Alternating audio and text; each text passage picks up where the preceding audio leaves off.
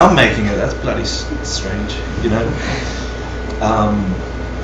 We have so many magnets outside to get us caught into the whirlpool of stuff that ends, stuff that doesn't stay, stuff that doesn't satisfy, stuff, you know, cars, relationships, food, shelter, Occupy Wall Street. Don't occupy Wall Street. You know, we have so much stuff. We're continuously distracted. So really genuinely commend you for making the efforts to seek something deeper that can affect all that stuff in a different way. So it's nice that you're the leftovers. Who can say? Let's get a chick. It's a sexist way of saying equal rights. Do you know what I'm saying? Do you know how? You can do it. Well, let's find the notes. Someone got it on the notes? Yes. Yeah, you can do it that way. And then you'll know how. Yeah, who else doesn't know how, by the way? Because we never taught it. Cool. Well, actually, I want to do something like that where we go word for word, and so we're not just saying these blah, blah, blah, blah, you know? Okay. Thank you. So the first thing you're doing is you're offering the most perfect universe you can imagine and create in exchange for teachings. So teachers, hear me. Teachers. Hi. Here, catch. No, my grandma. Yeah, you just walked in. Che, well, look at that. Hey! Oh. That was close. Thank you. So the first thing you're doing is you're bribing for teachings. You're asking the most heightened state of minds to quickly come to you and teach you at every opportunity by imagining, bringing them to the honey of the most perfect universe you can imagine in your continuum. And the next, you're taking refuge in the three things that we learnt about the last 27 weeks or wherever it felt like. So let's go for it.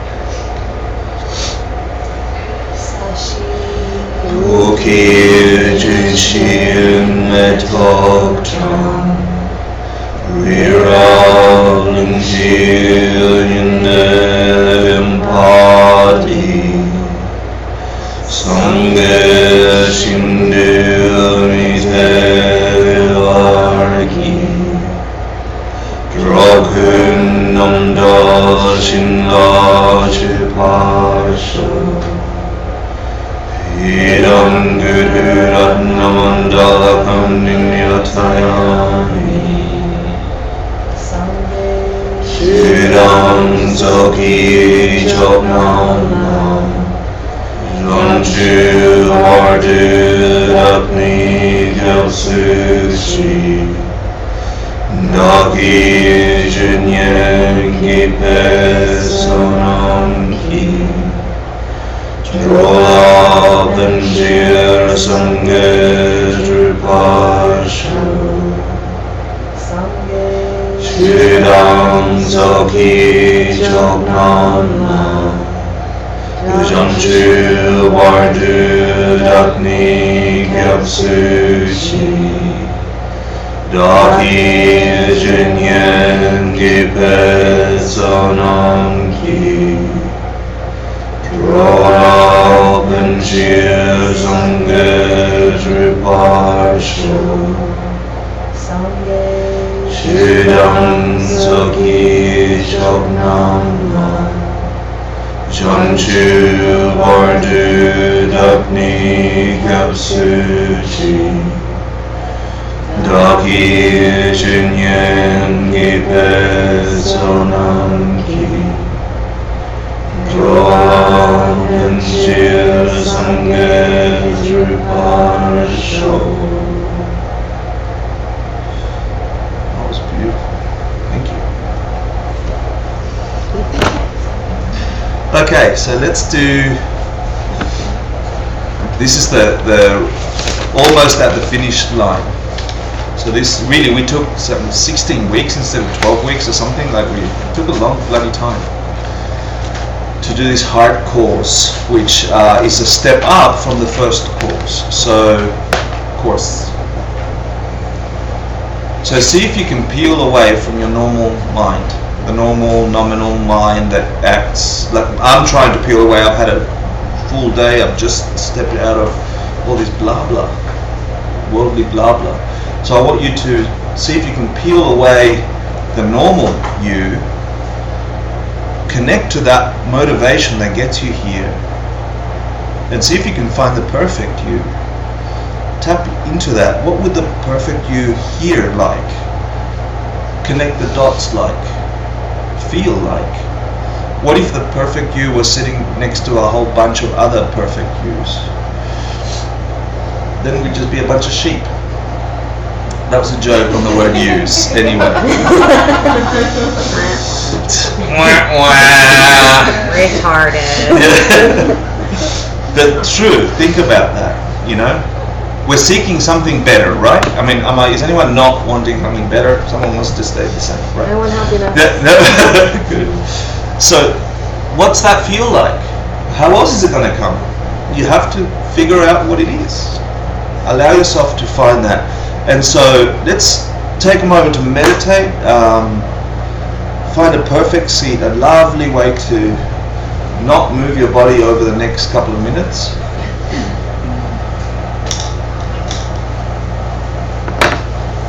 Your back straight. Scan your body from the bottom up, your feet, your ankles, and relax any tension.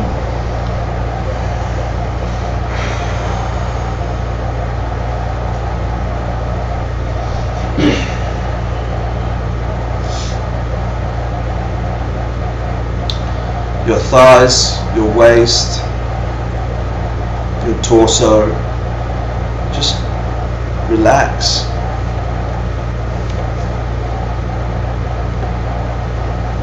Your shoulders, your arms.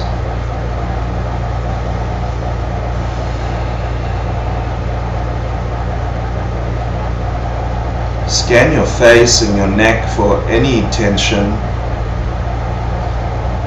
and lean into it until you don't feel the difference between being and your imagination of it.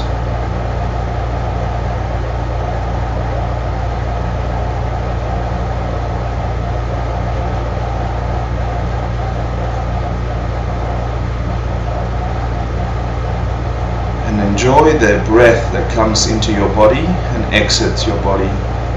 Feel all the points of sensation for that breath.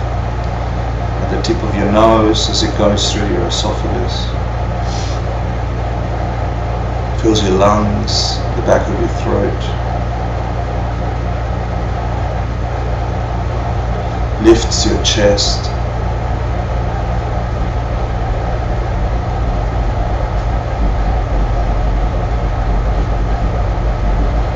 Watch it for the first time as if you'd never experienced it before, and see how miraculous it is.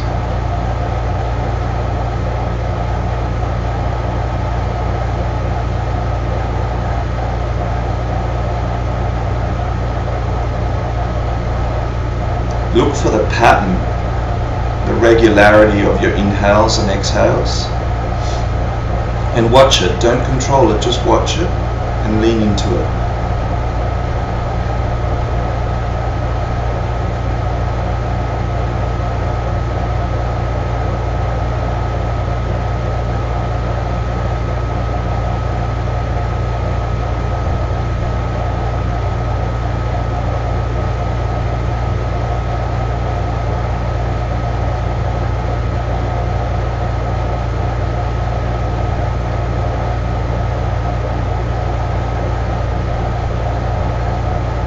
Identify the very edges of your skin where your body makes contact with the cushion, your hands, your feet.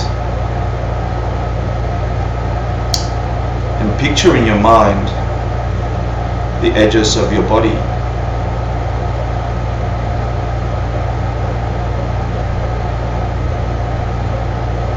Like you're moving your mind as if it was an invisible hand through with the different parts of your body, feeling its limits.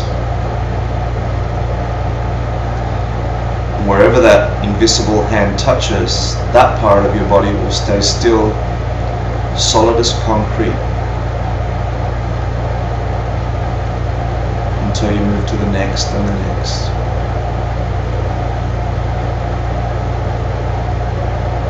And your breath is just moving comfortably and rhythmically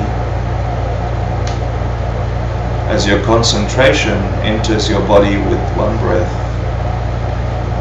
and inside all your organs transform to translucent, see-through, until they disappear completely, and it's an infinite sky blue, no edges, no end, a burning beacon of sun at the core where your heart would be. It's a tiny speck and a massive ball of fire, depending on how close you are, in infinite blue space.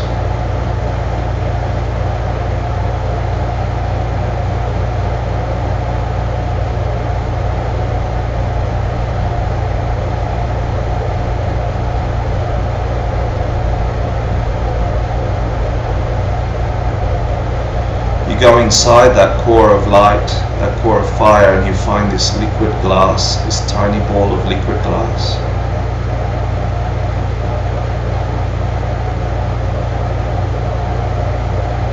And condensed in there is the potential of every love you've ever had, every altruistic thought, every wish for happiness, in its purest form and most condensed form.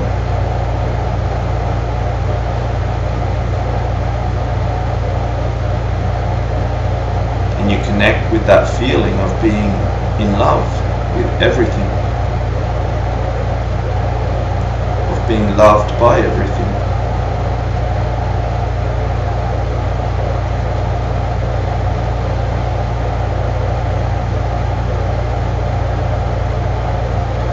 And with that love, you call your teacher. You ask them to please come and sit in front of you. And instantly they appear. Very real, very tangible. An infinite universe inside of them, on the outside of them, beautiful shape, most beautiful smile, loving eyes. They smile at you and you are happy and they are happy.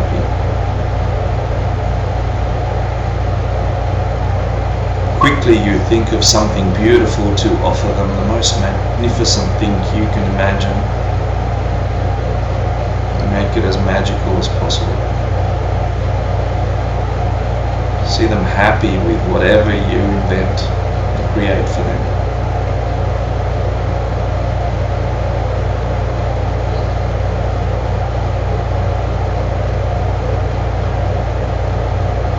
You watch them as they enjoy what you're giving them, as their senses are just pleased.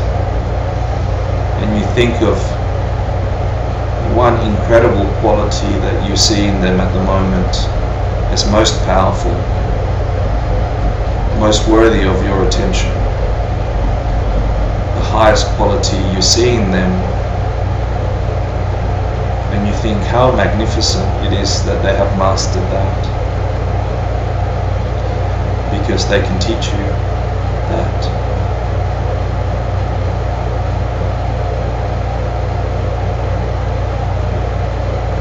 And you have this drive to want to get there with them teaching you. So you want to clean away any obstacles to that wisdom. And you think back in the last 24 hours or few days where you had your most ignorant moment of mind. If you did an action that hurt somebody or your growth, that prevented you from seeing the beauty in the world.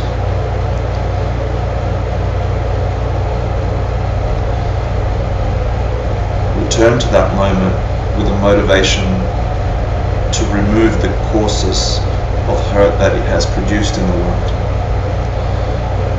Look for and identify the very moment where you had ignorance in your mind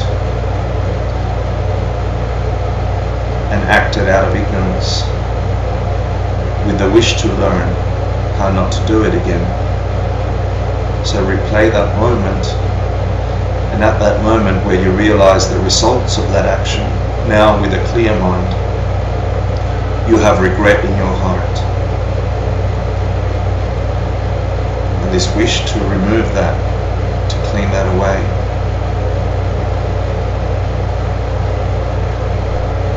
So you make a commitment to avoid doing that in the future. You feel you're gaining more wisdom around that space.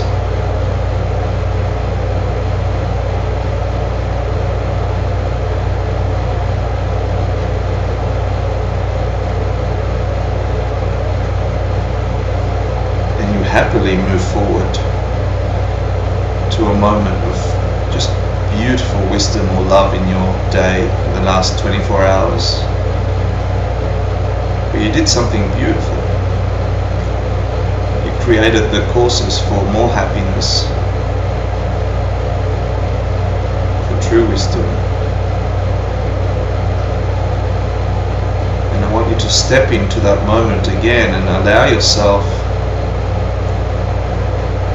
to feel happy for having done good. Grow that feeling and push it out to the world.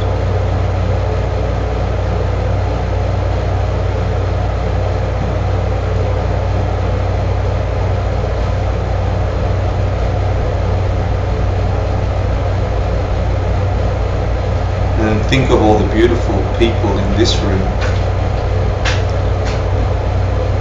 also focused on the goodnesses they've created. Imagine each one of them having done a magnificent thing and feel happy for them.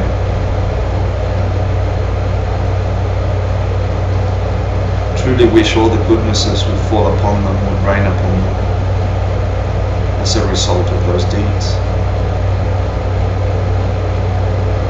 That they'd be filled with happiness.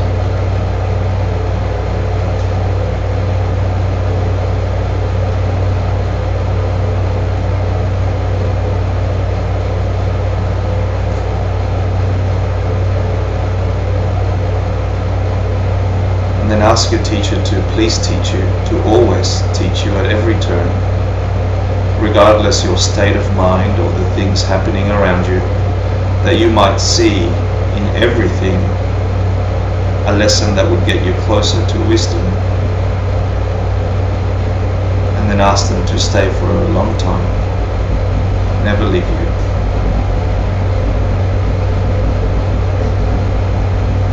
And they agree, and they rise up and turn the same direction you're facing and shrink down to the size of a thumb and come to rest at top of your head, powerful there with all the things you desire, all the wisdom.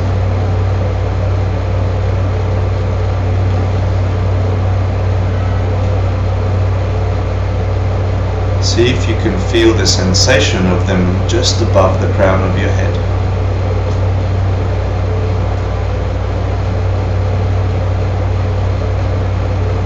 Imagine these invisible particles raining down into you from them, filled with ultimate knowledge on how to transform this world into the most exquisite paradise. And as those drops reach inside of you, you are changed. The potential for that in you begins.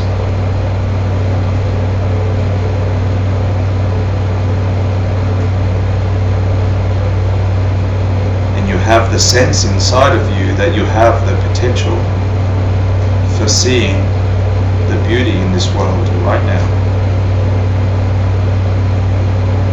through eyes and heart that are filled with wisdom, new wisdom.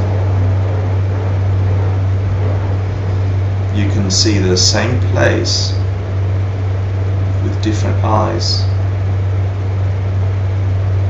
because of these things inside of you.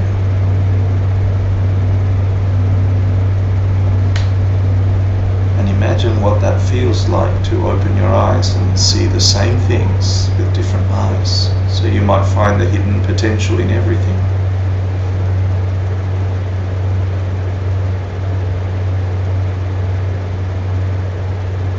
And know that that will continue to grow until that becomes second nature.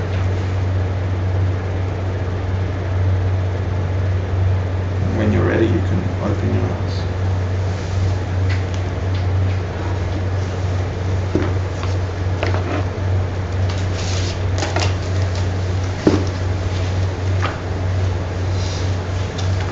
Hello. Sorry if that was a little weird. Hi. Hey, Danielle.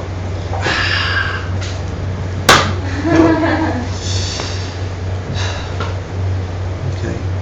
Try and maintain that feeling if you got that.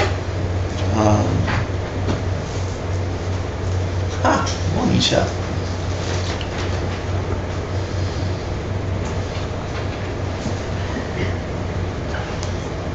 So here's what we're doing today. We're going to do a quick review. Then I'm going to challenge you on the review. Whoa! Don't play football.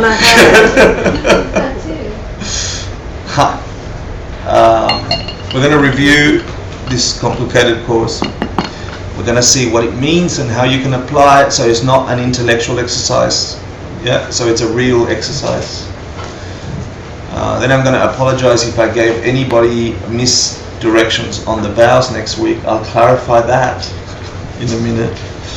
And then you're going to do your exam today. Exciting. No. Yeah. Yeah. Next week is just vows and party. I changed it on you. So, who doesn't have a piece of paper in front of them? Anyone? Going once, going twice? Get one. Who does not have a pen in front of them? Get one.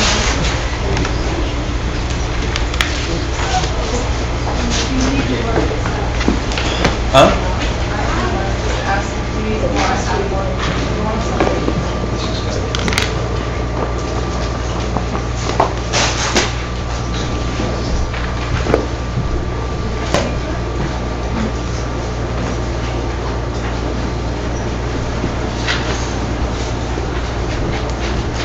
I had this,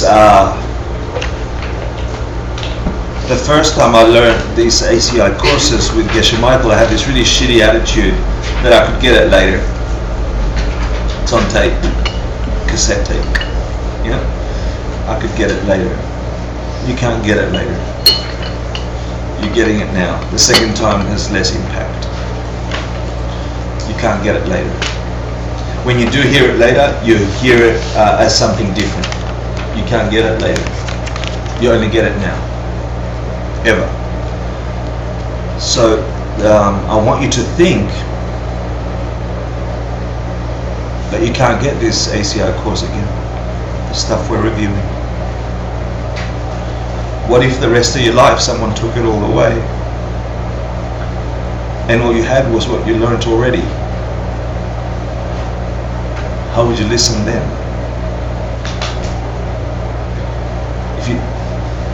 If you had this incredible source of information and wisdom around transforming life and you could only hear it once, how would you hear it? So I want you to really try and make an effort as we review the entire course today in an hour to imagine that you'll never get it again. And I bet you'll probably remember it for the test later as well. So imagine there was this incredible text that people couldn't decipher.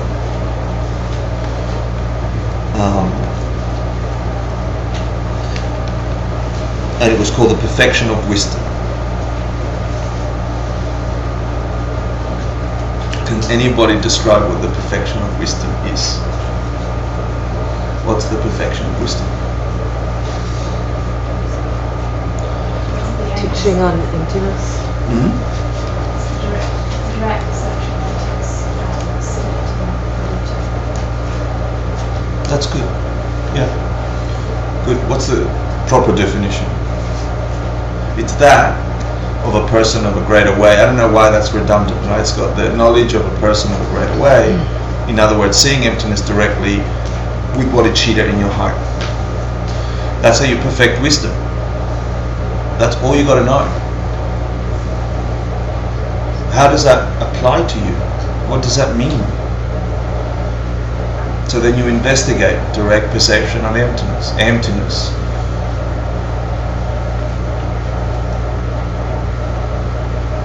So you've just gotten code for understanding your entire universe, for perfecting your view of the world, for transforming the world, and it's called the perfection of wisdom. So you might be asked in the exam, what's the perfection of wisdom? And you might want to answer something like that, and I'll take that one.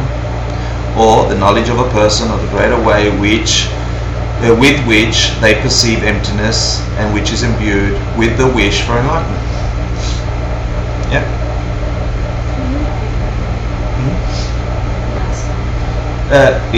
It's just is the knowledge of a person of the greater way, yeah,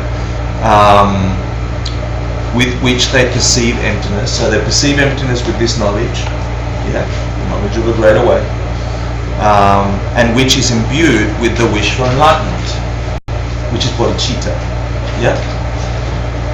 So here's a person. So you will know that the perfection of wisdom is a being of the greater way, which perceives emptiness directly, but their mind is soaked in, like a tea bag, in this thing called bodhicitta. And somehow that is the perfection of wisdom. There's no greater wisdom than that. That's perfect. So we're going to, well, there's lots of ways we can uncover that, but we're not. We'll do it throughout the thing. So there's this root text that we've been studying. You should know where to find this information for yourselves, because you can't believe me, I'm just passing it on. You need to be able to dissect it and search it out. So searching it out from the root text, which would be what you might be asked the question in the exam, which says, what's the root text that we're studying? Sorry? Correct. By a Sangha? Maitreya to a Sangha. Maitreya to a Sangha. Cool. So the main text that we're studying is the ornament, like this jewelry that we put on top of realizations. What kind of realizations would those ornaments go on? Emptiness, yeah? Because we're talking about the prajna paramita. We're talking about the perfection of wisdom. So on top of a being having had a direct perception of wisdom, get ultimate wisdom, how do you ornament that? This text was written for those beings who had that perfection of wisdom. This is the ornament to those realizations. That's how I remember this. That's how I remember this text. And it was dictated by a Buddha, right? Trick question. Huh? Trick question. It's my little entry to debating. Yeah. Because you guys enjoy debating at the end of ACI 1 so much. So it was written by a Buddha. Wrong. Why wrong? This was the end, the last class. Well, it depends on the perspective. It's taken from the open teachings. Thank he you. was a bodhisattva. Correct. And so what are we teaching now? We're teaching open teachings. So, Maybe I don't know so. Some people might be listening with different ears, right? But this is an open teaching. So in an open teaching, Maitreya is who dictated to a Sangha from where? Really? That's weird, right, for a bodhisattva? Anyway, it's a little confusion. Good answer though, thank you. Yeah, where you got to remember this difference between open teachings and secret teachings. The open teachings are called the teachings which are they're called sutra. Sutra teachings are called the teachings which are shared. Yeah? Shared. Why shared? Sorry? Because everybody hears them. You don't have to- Everyone hears them, but that's good. Yeah, but they're shared with Tantra. They're the foundation of Tantra. They're shared with the secret teachings. You can't have the secret teachings without understanding the open teachings. You'll be up Schitt's Creek without a paddle. You won't know what to do. It won't make any sense without them. You'll make big mistakes, which are hard mistakes, because you don't have the foundations which you're getting. The foundations at the bare minimum are what? How can you summarize Buddhism into its simplest three things? Good. What are they called? Three principal The paths. three principal paths. So the shrunk down version of all the open teachings are these three principal paths from this lineage that we're learning from. Everything in the open teachings, which are the teachings which are shared, come down to these three attitudes of mind, these three impulses of being. The first one is renunciation, the other one is bodhicitta, and the last one is wisdom. Whew. So, the book we're studying is The Ornament of Realizations by Lord Maitreya, dictated to Master Asanga around about 350 AD. Fantastic. Ornament of Realizations. So they're like, I think of earrings on emptiness. That's how I think of it. And then I've got a picture in my mind, I know what I'm talking about. And then, does anybody know who wrote the early Indian commentary and what it was called? And then the Tibetan commentary? Because this I don't remember. I have to check up all the time. See if we can remember together. Good, fantastic. Who would that be? The Indian, right? Right. Yeah, Master Haribhadra. Around 850. Yep, good. And the Tibetan? Starts with a K. Kedrub Tempa Darje. And he was about 1493, 1 year after Columbus. That's how I remember. 1560. To 1568. Yeah. Kedrub Tempa Darje. And they did more commentary? Or they translated? They did the Tibetan commentary on Haribhadra's Indian commentary, right? But the first one was Sanskrit commentary. Yeah, the Sanskrit commentary. That's cool. Yeah. When was Kendrick? Kendrup was 1493 to 1568. What you should know is that the Prajna Paramitas, or the Perfection of Wisdom Sutras, yeah, there's a collection of works at the time of the Buddha, or spoken around them, written down. The Ornament of Realizations came by Master Asanga through Lord Maitreya around 350 AD. Then the Indians commented on it around 850 AD. Haribhadra, Master Haribhadra. And then the Tibetans commented on that commentary. It's not just to have a commentary, it's to get depth behind the code that is in every word. And we are pulling out of each one of those through this whole course. Mainly the Ornament of Realizations. Okay? So that it's really important to know that lineup of characters, because when you learn other teachings, you'll understand who Master Asanga was, and Haribhadra, and the other Tibetans. Yeah, because you'll see why some of these beings are very busy giving us commentary, and then when you get into the secret teachings, I can't tell you. Give the definition of the Dharma jewel. Actually, what's refuge? Let's go back to the basics. What's refuge? Just worldly, regular refuge. How is that defined? You go to protection, to something You got for to yell it out, protection. otherwise they throw away something. You go to something for protection that you're from something you're afraid of. Okay, so you go to something for protection from something you're afraid of. So what's the two things necessary for refuge to occur? You have to believe that they can protect you. Believe that something outside of you can help you, but first of all you have to have some kind of Fear. That's it. That's a regular thing. That's why we go to mommy, that's why we go to the doctor, that's why we go to police. And then Buddhists have this thing called ultimate refuge. What's ultimate refuge? And I don't mind a straight answer or a correct definition. What's ultimate refuge? Okay, what do the Buddhists believe is ultimate refuge? Yeah, louder for the dummies. Going for refuge, the Buddha jewel, the Dharma jewel, and the Sangha jewel. Yeah. So yes, you can go to refuge to the girlfriend, you can go to refuge to the boyfriend, you can go to refuge for the doctor, you can go to refuge for a headache, to aspirin, whatever.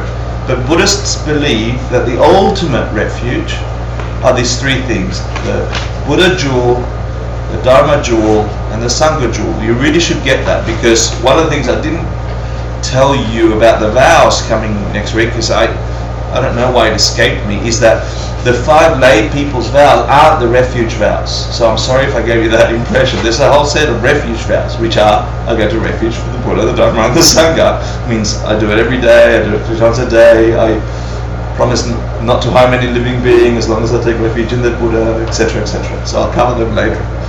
So Buddhists believe that going to refuge to those 3 objects, and then we'll talk about how to do that, can really protect you. Not part-time protect you like the doctor can or the police can. Yeah? And so let's talk about practically. To be a Buddhist, at the very minimum, to be called a Buddhist, you must go to refuge, for refuge. You must take, that's it. That's what qualifies you to be a Buddhist. That you have in your heart, when things go wrong, the instant reflex that says, I'll go to the doctor for the band-aid, but ultimately the Buddha, Dharma, Sangha jewel help me. How? Yeah? How should we think about that? Thinking about that in the right way makes you a Buddhist, whether you think you're a Buddhist or not. So if we peel away all the Buddhist language, all the Dharma language, something goes wrong. Well, let's do the other way around. Something goes right. And you're afraid to lose it. Yeah? Or something goes wrong. So you have this thing and you're trying to figure out why this occurred in the world. What's the Buddha jewel? Really ultimate, simplest. We'll talk now about the 3 jewels, and then we'll walk through the process of how to take refuge. So how do you think, what is the Buddha jewel? What does that feel like? Anyone? You don't have to have a right answer. It's like the mind, the mind and the words, maybe, the teachings, Dharma. Emptiness. The emptiness of the Buddhist mind is the same as the emptiness of your mind. That's the Buddha jewel. Yeah? The emptiness of the Buddhist mind. The fact that a mind has no nature of its own, that it can impute a Buddha experience, yeah, an all-knowing, omniscient experience, yeah, an all-knowledge experience, and that your mind has the same emptiness, is the refuge. That can really protect you. Thinking that you have the potential to transform your shitty mind with its hurts, its attachments, that you can transform that mind because there's a quality in it that's the same as the Buddhist mind, is refuge. Like, that saves you. You don't have to suffer all the time. You can figure out how to activate, because your mind is empty of inherently being shitty or inherently being attached, it can transform into an all-knowing, compassionate mind. You've got refuge. Buddha refuge. Buddha jewel. It's a jewel. Refuge. So that's the Buddha jewel. Does that make sense to everyone? What does it mean by Buddha jewel being uncaused? I didn't quite know. Being uncaused. The Buddha jewel being uncaused. Is that a... Well, it was like the 8 qualities of the Buddha. No, I know. It's omniscience and then his needs are met. Yeah. All of that. But the first one was It's uncaused. Because emptiness is uncaused, I think, is the answer. What does that mean?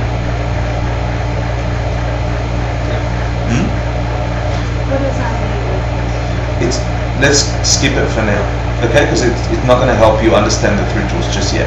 Good question. Yeah. Let's focus on you got the Buddha jewel. Anybody not get the Buddha jewel? Because if you get this, you got something out of this course, and that's all I want you to get, really. I get the Buddha jewel. How you just explained it. Is it the thought of that? Is it the belief of that? That's just. It's okay. Something shitty happens, yeah. Yeah. And your mind is obstructed, yeah. And you realize that your mind is projecting onto this emptiness, this stuff, hurt. Yeah, I just had an experience and I hurt. My mind is forcing that experience upon an empty object. But in reality, it functions as a hurting thing. Understanding that you have the potential to transcend that is the Buddha jewel. That your mind has the capacity to not have that experience. The concrete is set already for that event. It hurts. It's terrible, whatever it is.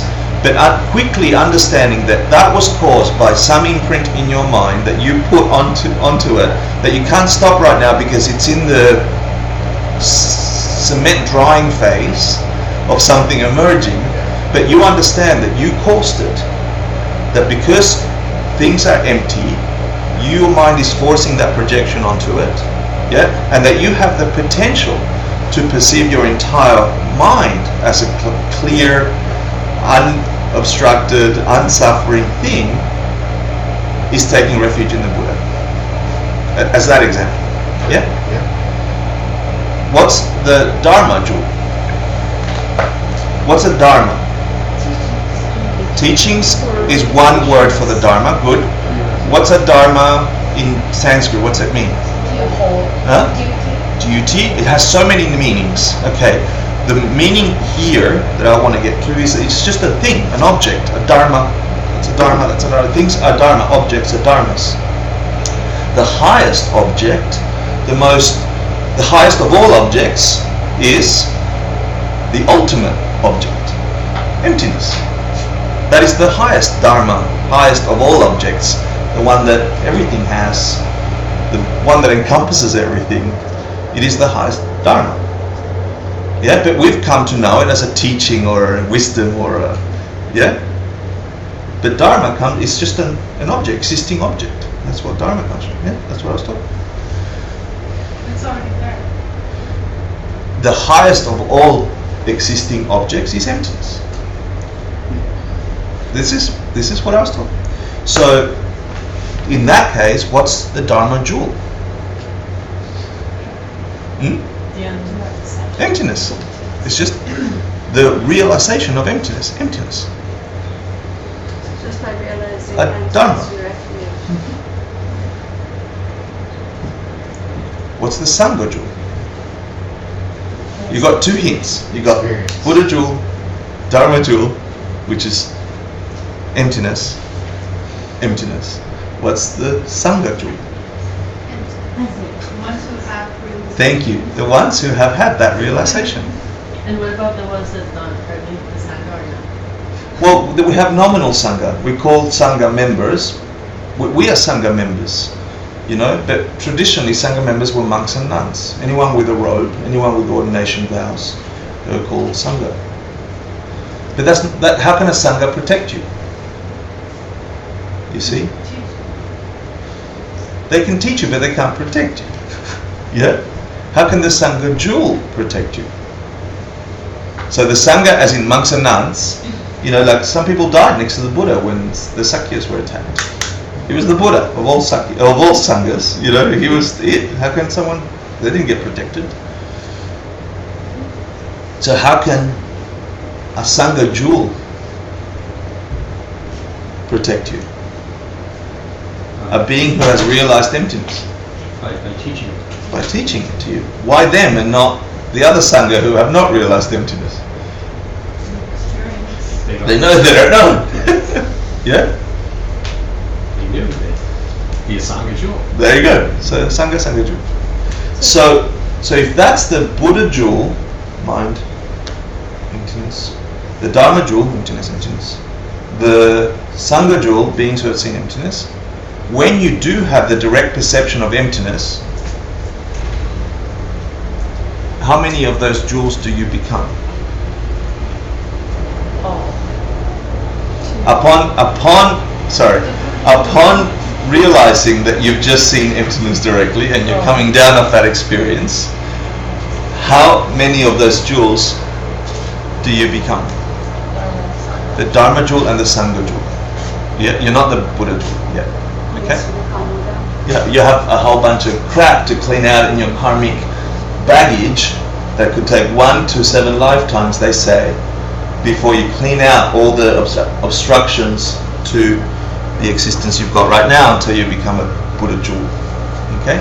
And are self-perceived as a Buddha yourself. Yeah? Woo. Okay, we got that? Buddha jewel, Dharma jewel, Sangha jewel. So what would the definition of taking refuge be? You might be asked that in the exam. Regular refuge or ultimate refuge? Regular refuge.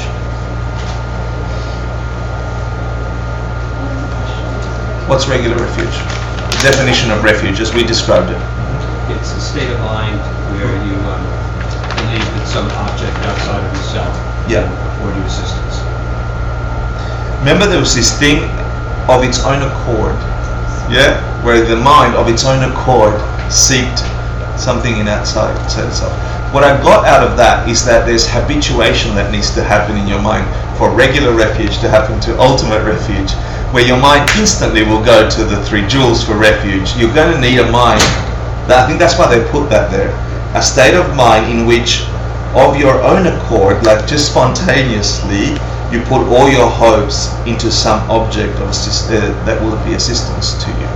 So there's something about like there wouldn't be a need to put of its own accord unless it needed to be that impulse. Yeah, and so to me that was a hint that to go from regular refuge to ultimate refuge, you needed to habituate your mind to say, what's happening to me? Oh, I have a regular perception of I'm being hurt by my girlfriend, or I don't like the food, or I'm getting fat, or whatever. And so what do I go to refuge? I should go to the gym, I should go and exercise, or I should go talk to mom or something. That's regular refuge. Of its own accord, your mind jumps into that in the definition. But for ultimate refuge, all we're doing through practice is habituating our mind to seek refuge in the correct things. Yeah. So then there is refuge that is shared with practitioners of a lesser, middle and high scope, right? So what's the bare minimum, that shared with practitioners of a lesser scope? What's that kind of refuge? What does that mean? To avoid a lower birth. Say that again? To avoid a lower birth. So the purpose of going to refuge to the 3 jewels is to avoid the lower rebirths, right? You're like at the bare minimum, people. Yeah, and I don't know if we think this way. At the bare minimum, you should think what? Let's think of it practically. What should you think? To even share that, to share the refuge with those shared with a lesser scope. What must you think on a daily basis? It's like, oh shit, I'm gonna die. I don't want to be born lesser than what I am right now as a human. Oh, I know something's gonna happen when I die. I don't know what that is. I just don't want it to be less than this. So you're saying that fear that should be shared? I think it's just the motivation shared with that. Yeah. And then there's the medium scope and the. What would that be? Purpose of refuge is to get to nirvana, but Okay, that's cool. That might not be in the exam. And the highest scope, that might also not be in the exam. to help others. For the sake of others. Cool. Okay. So remember there was this long definition about the greatest way, wish for enlightenment. I just want the short one. What's the definition of the greatest way wish for enlightenment? What is the wish for enlightenment? The greater ways wish for enlightenment. What is it? That you achieve enlightenment, so you can make sure that other people get into nirvana before you reach enlightenment. Oh, they're the ways in which, okay, remember that was the way of the king or the shepherd or the rest. That's not what I mean. I mean, someone define me bodhicitta. That's what I was fishing for. What's bodhicitta? The wish for enlightenment for the sake of all beings. Yeah, that's it. So you might be asked that in the exam. Okay, so far, do you feel that those answers answer some questions in your mind or not? Yeah? Can you use some of those things practically? Something happens to you. Your mind, of its own accord, will look for, my boss is the cause of me feeling shitty.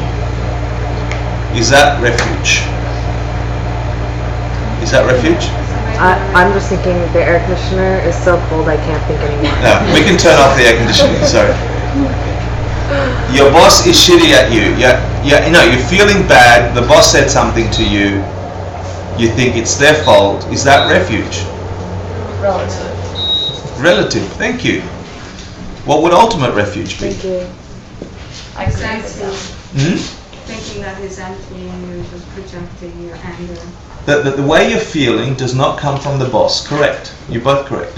That the way you are feeling, you're experiencing this reality, as solid as it is, did not come from him to you. That because he lacks inherent existence, you have imbued that thing with this, like without your choice, but because of your past choices. And so, you have a choice then.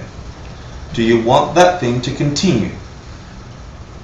Do I want to continue this cycle of always feeling that that person hurts me, so I'm going to think to myself, I hate you, you're an asshole. Yeah?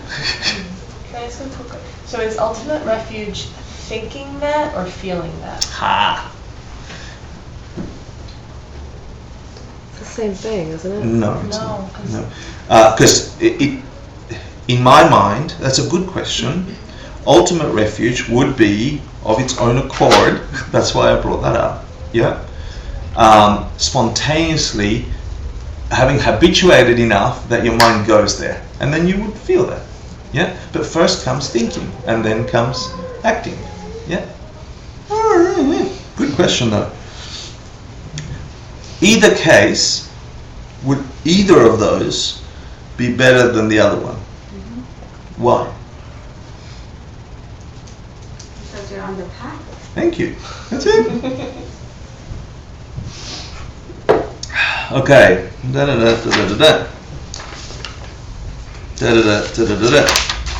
You might also be asked that the wish for enlightenment, which is what? What's the wish for enlightenment? Bodhicitta, thank you, good, you know that from the first course.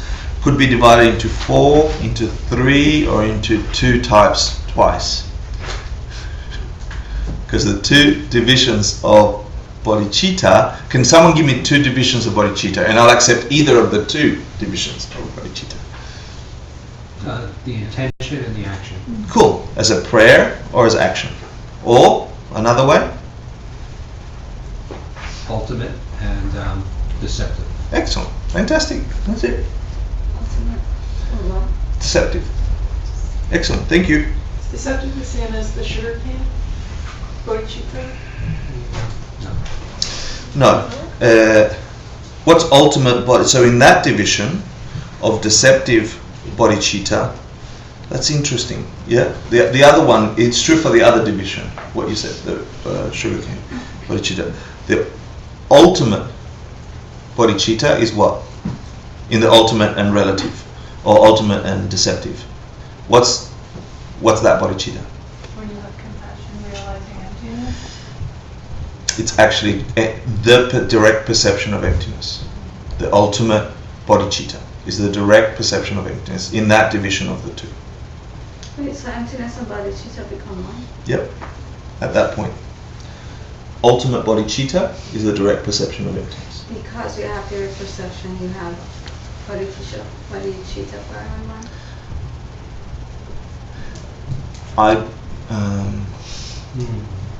I don't know that. I was going to say the deceptive is that you think you are a person or a bodhisattva helping other beings.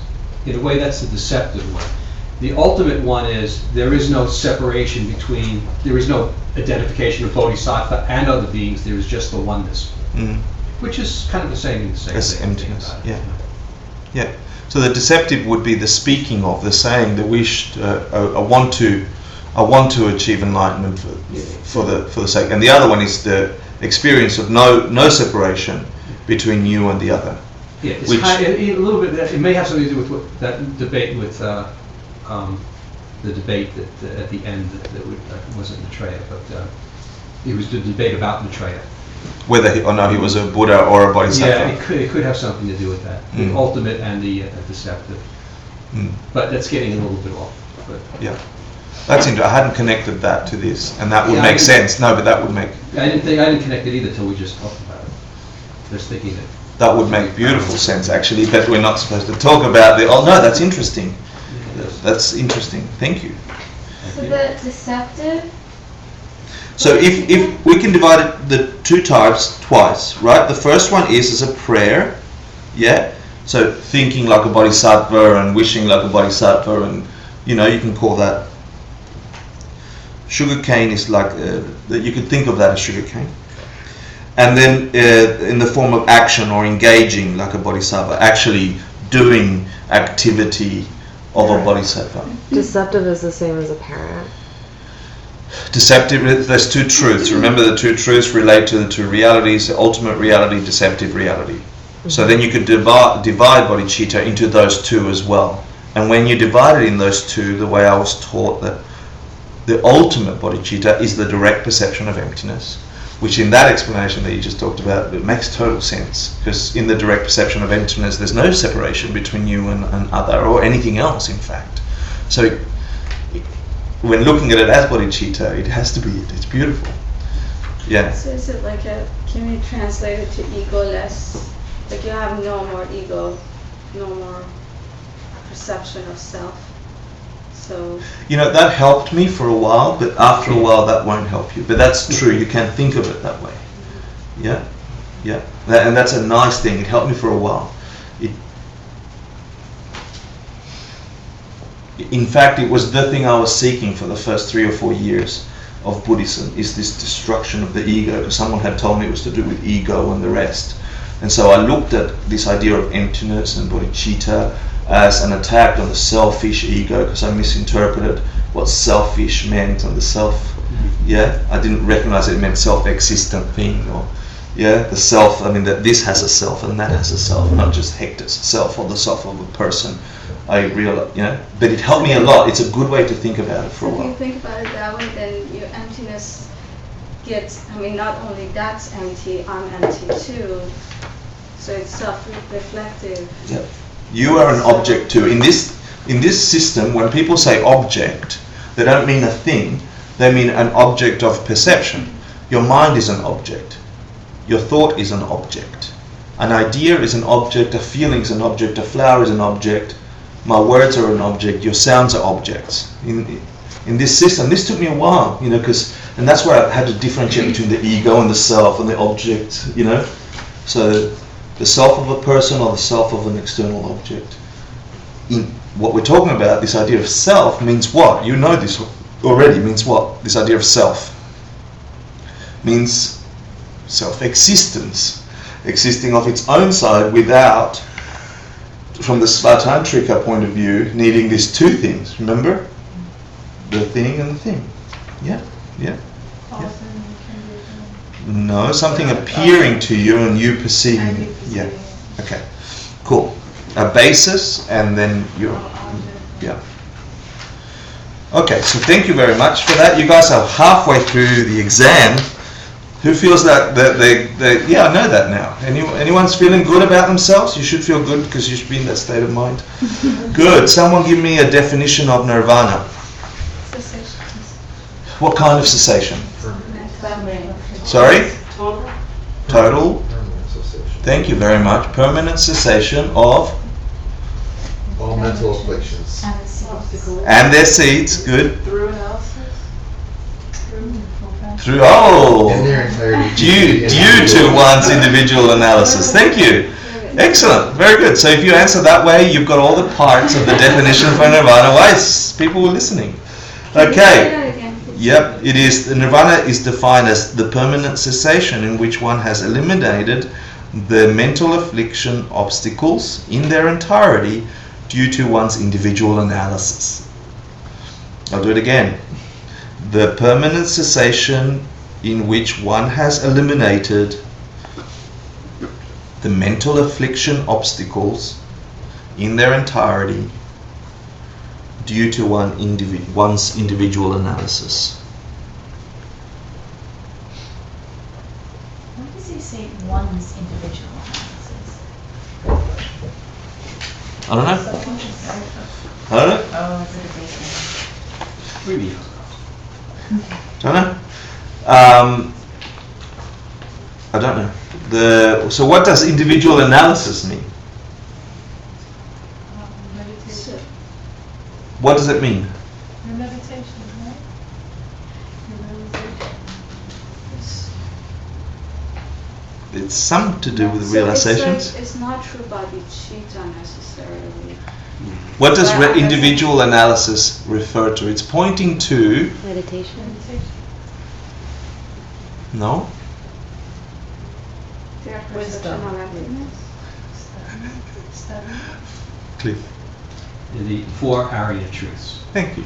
Or the 4 noble truths. So directly following your perception of emptiness, once you come to, if you like, yeah, it is said that your mind starts recognizing the 4 Arial truths in relation to you. You realize that everything is suffering. You actually see it. Yeah. Yeah. Say that again. What is 4 area? The 4 Arial truths, or also known as the 4 noble truths. Yeah. What are they? Life is suffering. What's it called? That was an anti-suffering.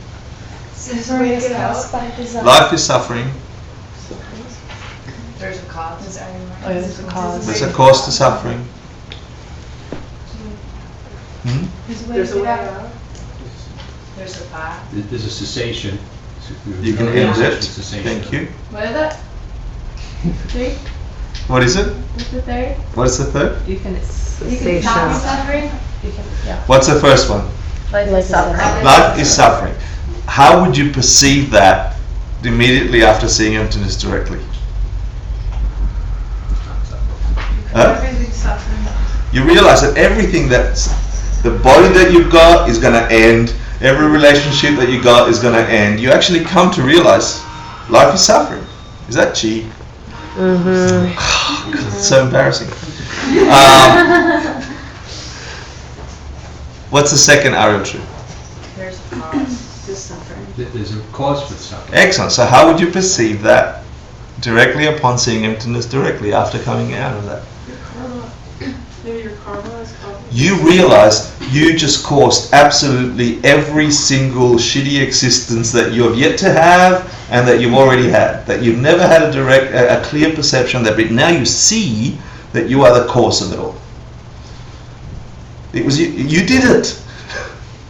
So that's how you might experience it upon seeing emptiness directly. What's the third Arial truth? You can fix it. You can fix it. Okay, you can end it. There's an end to it. You can stop it altogether. How would you experience that after having perceived emptiness directly? Realizing that shit, everything I've got left is going to end. It's just suffering. Every activity that there is really designed to end and suffer. It's just hurtful when seen in the old way. I caused it all. Every single thing I caused. What might the realization be associated to the four aerial truths, the third one, the one of cessation, that can end? What might... Yeah, I've got to take care of everybody? Like something with bodhicitta? Close, no. You actually see yourself as a future Buddha. You actually know that there's an end. You know there's an end. You're like, nobody can convince you otherwise. You've seen it directly. You have that direct perception. You see whether it takes you 1 lifetime or 3 lifetimes or 7 lifetimes to get rid of the karmas and enter the path of habituation, where you become accustomed upon what you saw, yeah, and clean out all the causes that you created to experience a suffering being. So upon seeing emptiness directly, you actually have a very relevant, direct perception of those four aerial truths. The first one is, oh my God, this thing's going to die. This body is doomed. And everything I feed it, and everything I try to do, all the creams I put on it, whatever. I'm sure they don't think that way, but I'm just adding a little license. You realize it's just suffering stuff. I caused it by being hurtful. I caused it with my ignorance of not knowing that things are coming this way. My ignorance, thinking things are coming that way, and me acting towards them that way, that misunderstanding's caused all this stuff. I just saw myself as a future Buddha. I know I've got 7 lives to go. I know what my face looks like. I know what the Buddha's face looks like. I know what everybody's face looks like. There's an end to it. I know it. The truth of cessation. You're aware of it. And the last one? Upon seeing this and seeing how things work and how things really are, and the cause of your suffering, the way that you manifest your life takes the form, because there's no other way that you can see acting that makes sense, because you'd be hurting yourself, of the Eightfold Path. Beautiful, fantastic. So you see the path that will get you to that thing, the cessation that you saw. Yeah? You just see that acting in a specific way, acting this way, not this way. But what is it before seeing emptiness directly? What is the Fourth Noble Truth before seeing emptiness directly? You know, and then you say... Oh, no, I see. Yeah. No, the 4 Noble Truths, the simple are that life is suffering, that it has a cause, that it can end, and that's got a path to get there, of course, how you can cause that to happen. Yeah. But then the way I've described it now is specific to seeing emptiness, how they would relate to you then. Thank you, people. That was very nice. That's what individual analysis means. That's actually what individual analysis means in the definition of nirvana. And you might also be asked to describe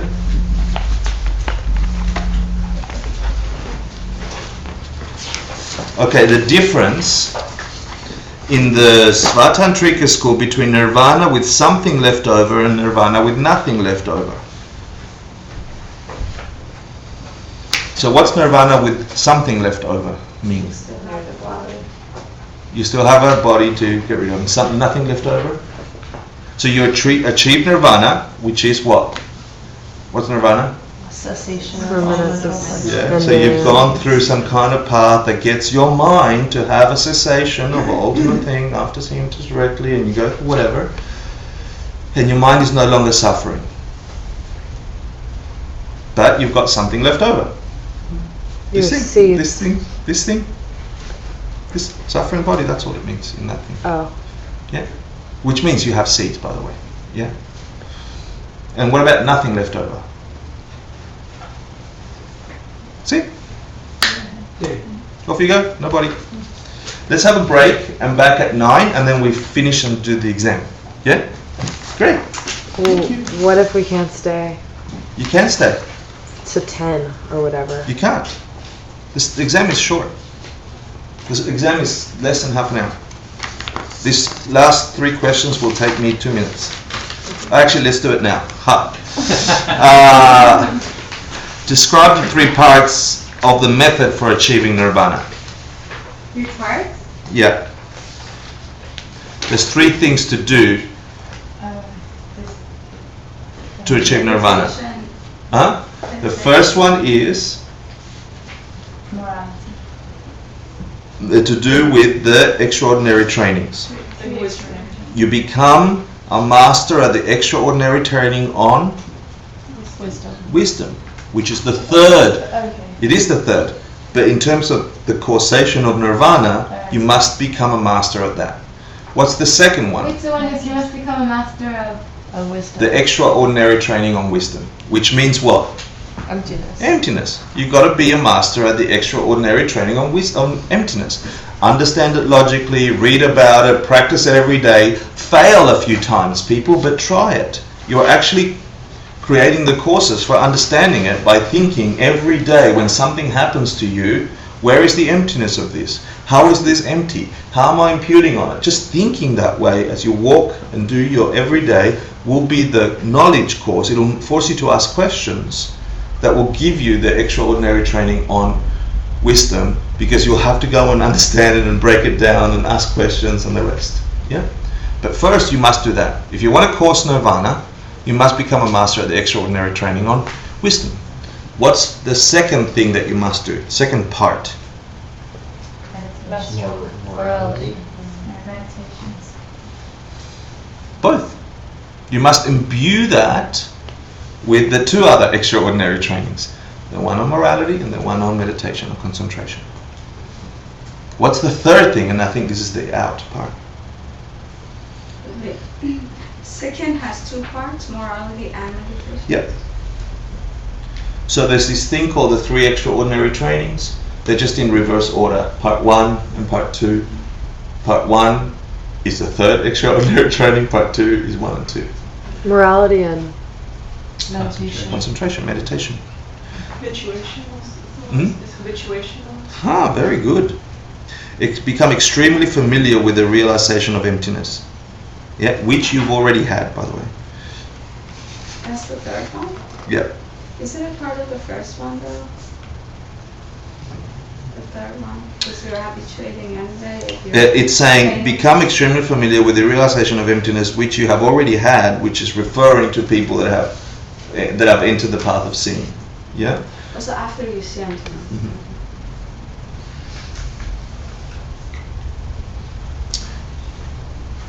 What's the object we deny? Gotcha. What's that mean? Well, Self-existent thing. Self-existing.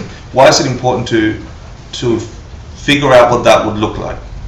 so you recognize it in the moment. Thank you. So you know what you're looking for when it's not there. It's like, okay, good. Wait, I didn't get that. Object you deny is self-existence? Sorry? I didn't get it, the last thing you just read. Why is it important to know what that object we deny, self-existence, that things exist from their own side, independent of everything else? Why is it important to try and figure out what that looks like, is the question. And the answer is, so you know what you're looking for when you know it's not there. If you know what you're looking for and you search for it, so if I tell you what might a pink elephant look like, okay, you get an idea of what to look for in this room, and then you recognize the emptiness of that pink elephant in this room, because you've got an idea of what it is you're looking for. Yeah? Does that make sense? So that's why it's important to identify what a gakchak might look, what a self-existent thing might be like. It's important to think about what a self-existent thing might be like, so when you go searching for it in your everyday and your meditation, you know what that pink elephant looks like. Because if you can identify what it looks like, when you don't find it, you can be certain you haven't found it. Do you remember the reasoning of the emptiness on one or many? Do you remember that? Remember I had the subject. Does anyone remember the reasoning? Like you can be only one for many because we have There was lots of arguments on or but wasn't that gotcha to prove that there's nothing that's gotcha? Wasn't that part of like proving that there's nothing? this is just a proof. One of the proofs of emptiness is there were several. We only covered one, which is the proof of one or many. But wasn't it prove that there is no gotcha and that proves emptiness, Correct. right? Yeah, yeah. So what is the reasoning? Self-existing? Gotcha is the thing we deny, self-existence. So what's the reasoning? Anyone remember the reasoning? Yeah? Things that, Basically. Huh? things don't exist as really as one or many.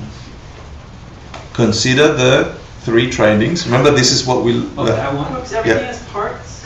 Is that Yeah. there somewhere? Consider the three kinds of knowledge. Consider the three kinds of knowledge.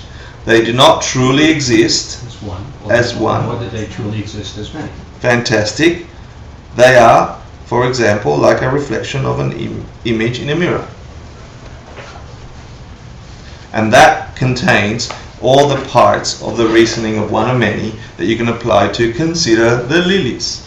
They do not truly exist, which is code for existing as a gotcha, existing of its own side, because they don't truly exist as one and they don't truly exist as many. And all we ended up proving is that they don't exist as one, because we didn't need to prove why they don't exist as many. Why?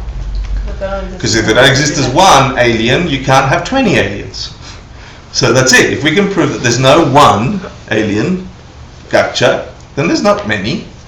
So we ended up proving why it couldn't exist as one thing. And do you remember we went through the parts? Yeah? That's all.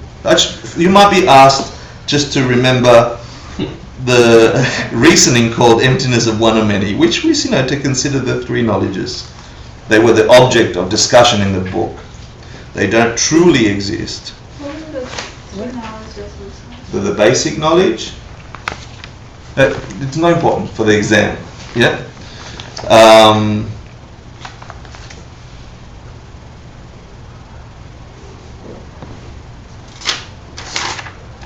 Last question.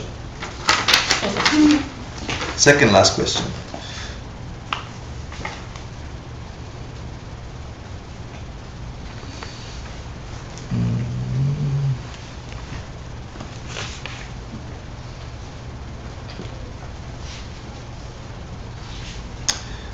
In the section of the commentary known as the text of Maitreya, the debater comes to and argues that Maitreya has no state of mind aspiring to fulfill his own needs, and so he has written the Ornament of Realizations only for the sake of others. Perhaps the debater is assuming that Maitreya is already a Buddha. If he does assume this, what mistake has he made? We sort of talked about this at the beginning. What's the first mistake they made? There's two mistakes, by the way. If you're saying Maitreya did not need to satisfy his own needs, Because the wish is implicit that it's for yourself. the first mistake is what we talked about earlier. You can't be calling somebody a Buddha in the open teachings when they are a Buddha in the secret teachings and a Bodhisattva in the open teachings. Because then you're mixing up teachings and you will get confused, because there is confusion between the two for a reason. And you don't get it until you get the basis first, and then you get the second one. Yeah, it's a designed way to trigger. It's a beautiful, beautiful method. Yeah, the way that it's been laid out, as if it was laid out by an all-knowing being. So that's the first mistake. It's out of context. Shut up. He's not a Buddha in this system. That's the first mistake. What's the second mistake they made? That was your answer. Oh, the wish for total enlightenment is for yourself and for others. You're saying that Buddhas don't have bodhicitta. Yeah? It's like, are you saying that Buddhas don't aspire for everybody to be happy? And so then this debate happens about, are you saying that aspiration means I want something I don't have, or I want to keep something that I have? Yeah, it's up for debate still. Let's well, seriously, people still debating, that. I think it was settled fairly back then. And You think? Yes. Yeah, from our point of view, it was.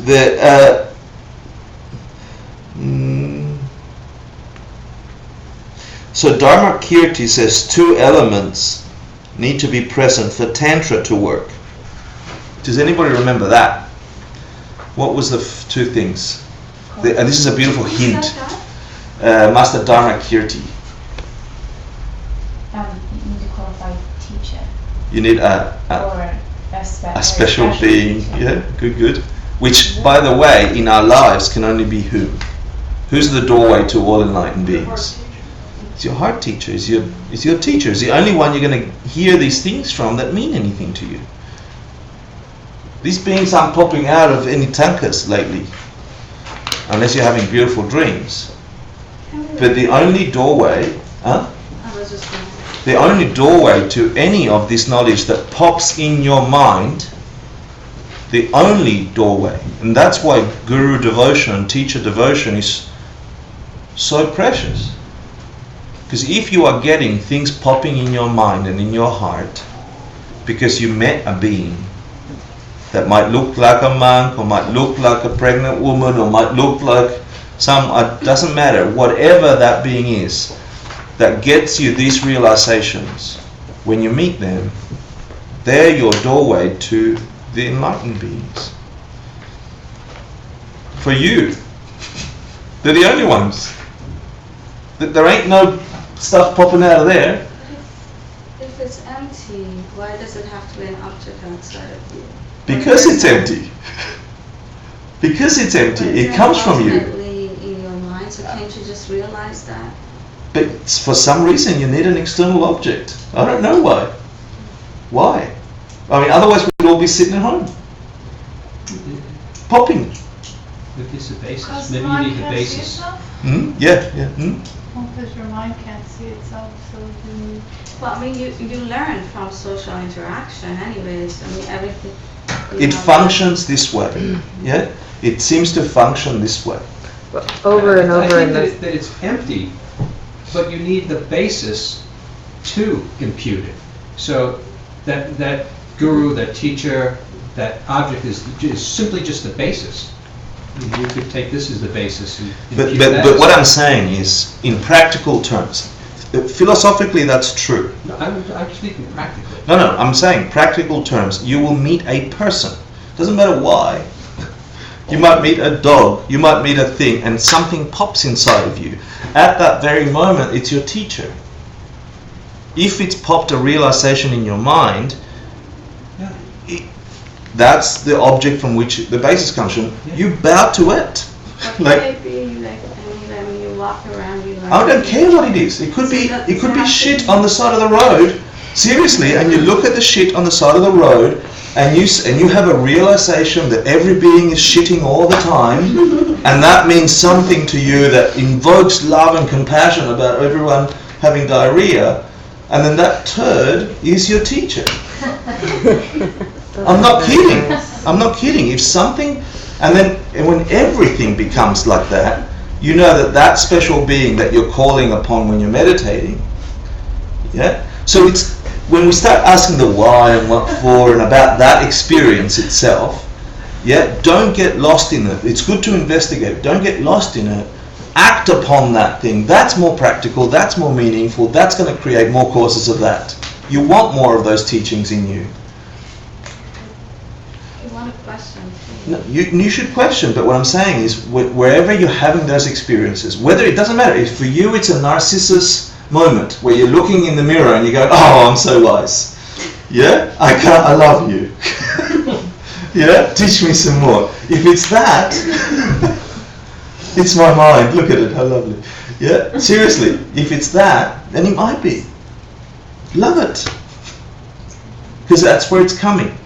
But it's coming because you've coursed it. Keep coursing it, so it grows. With that, take a break, back in 5 minutes, 15-minute exam. Come on, people. Second thing. What is it? You can guess that one at the exam. Come on, everyone can get it right. Thank you. 5 minutes.